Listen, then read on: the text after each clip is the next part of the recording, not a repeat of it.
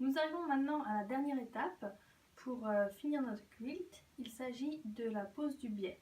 Donc le biais va se trouver juste sur le bord pour fermer les trois épaisseurs de quilt. Il y a vraiment 1000 manières de faire un biais. On peut l'acheter soit en commerce, soit le faire soi-même. Et après, il y a différentes techniques pour le poser. Je vais vous montrer ma manière. Je ne dis pas que c'est la meilleure, mais c'est la manière dont je procède. Et vous pouvez faire d'autres recherches et trouver comment d'autres personnes le font. C'est vrai qu'en France, on peut trouver pas mal de biais dans le commerce. Ici, pas du tout. Et on m'a appris du coup à le faire moi-même. Maintenant, j'ai pris l'habitude et je le fais automatiquement. Pour les quilts, on n'a pas besoin de couper dans le biais du tissu. On peut juste couper des bandes droites. Ça va nous permettre de faire moins de chutes quand même. Et on n'a pas besoin d'avoir ce stretch. Sur le quilt, le biais va juste être sur des lignes droites. Donc on n'a pas besoin que ça épouse une certaine courbe. J'ai choisi deux tissus différents pour faire le biais de mes petits quilts. Et je vais juste le couper normalement. C'est vrai que ça fait pas mal de chutes de le couper dans le biais. Mais là pour les quilts, on n'a pas besoin. Donc simplement je dégrossis, hop, donc je fais ma ligne bien droite, et après je vais découper des bandes de 2 inches et demi. Donc 2 inches et demi, ça fait un centimètre, 6 cm et demi à peu près. Donc j'en découpe, voilà, 2 inches et demi. Et je vais les coudre ensuite ensemble pour que ça fasse une seule longue bande. Donc je couds toutes mes bandes les unes aux autres, comme ceci. Pour cette étape, on n'a pas besoin du pied à double entraînement, mais je vais le laisser puisque c'était juste l'étape d'avant et on va en avoir besoin par la suite. Donc pour éviter de changer tout le temps de pied, j'ai juste laissé. Donc voilà, je couds tout simplement. Voilà, et donc ça me fait une longue bande. Et je vais passer au repassage. Il nous en faut à peu près pour faire tout le long de notre quilt, tout le contour de notre quilt, et un peu plus pour rejoindre les deux bouts. Si vous en avez fait trop, c'est pas grave. Moi en général je garde les chutes de mes biais et j'ai réalisé un quilt avec toutes mes chutes. Et ça fait assez rigolo d'avoir plein de biais différents, de couleurs différentes. Donc on va passer au repassage. Premièrement, on ouvre toutes nos coutures. Une fois toutes nos coutures ouvertes comme ceci, nous allons plier le biais, la bande, donc mauvais côté du tissu sur mauvais côté du tissu, et on va le repasser comme ceci.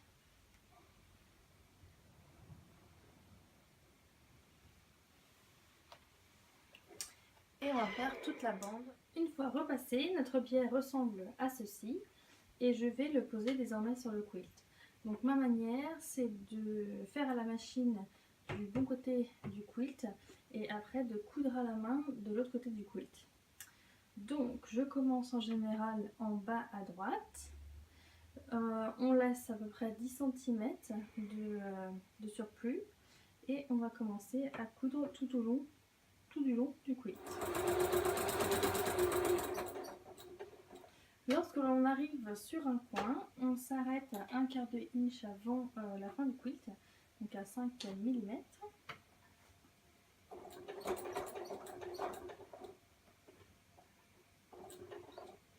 Et on fait un point arrière.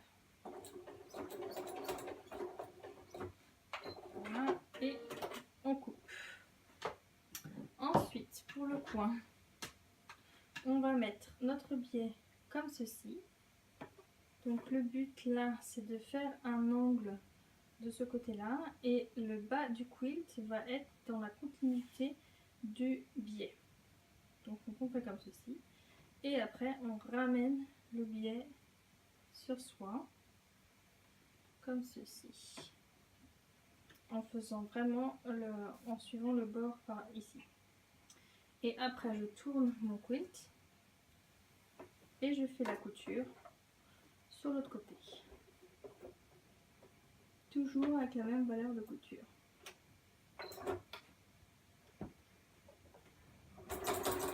Lorsque l'on arrive à nouveau au point de départ, on va retrousser le premier partie de notre biais, comme ceci, et on va mettre celui-là à l'intérieur. Voilà. Donc ça sera à peu près là. Donc je peux couper facilement ici. Donc je coupe. Voilà.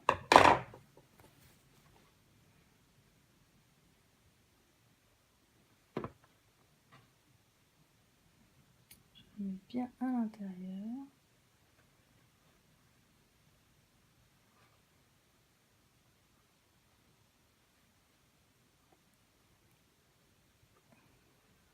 Et voilà, je continue à faire ma couture jusque là où je m'étais arrêtée au départ.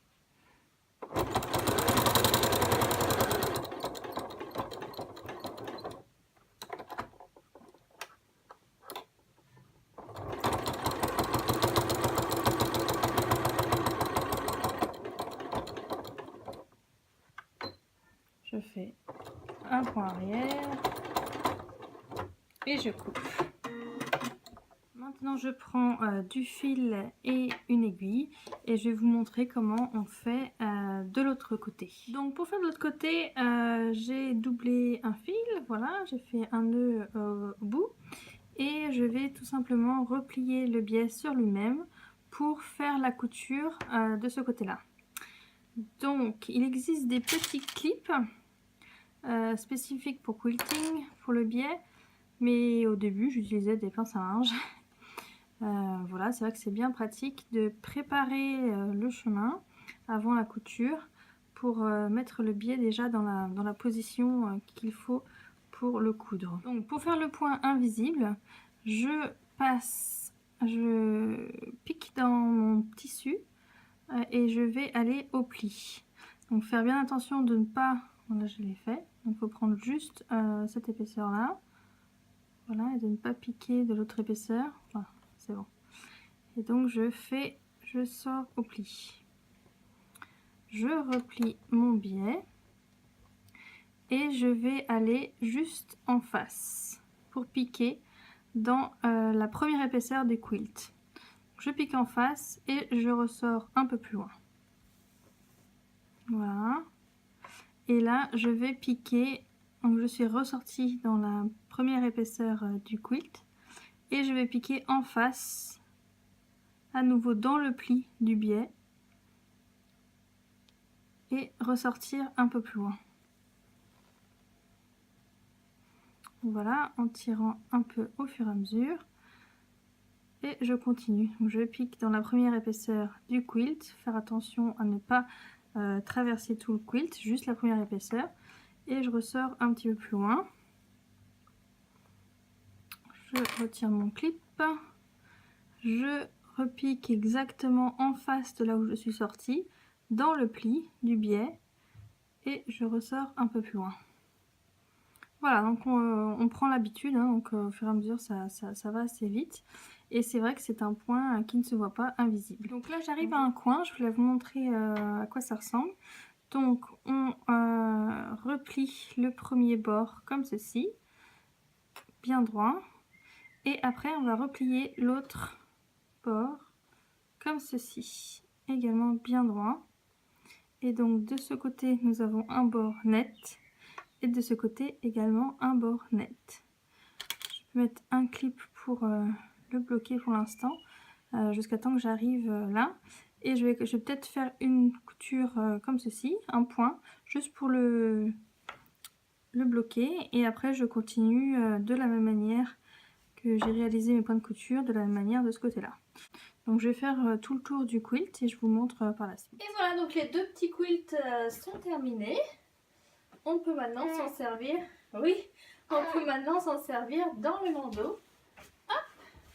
Et c'est aussi la taille parfaite, j'ai découvert ça, que c'était la taille parfaite pour les tables à langer publiques. J'étais au musée cette semaine.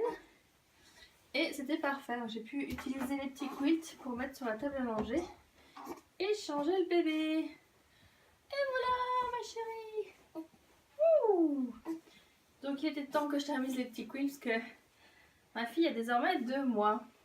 Donc voilà, j'espère que vous avez aimé tous les petits tutoriels sur comment faire un quilt. Si vous avez des questions, n'hésitez pas à aller voir mon blog Blossom Quilts and Crafts sur WordPress et me poser des questions dans les commentaires ou m'envoyer un email. Voilà, à très bientôt pour d'autres tutoriels.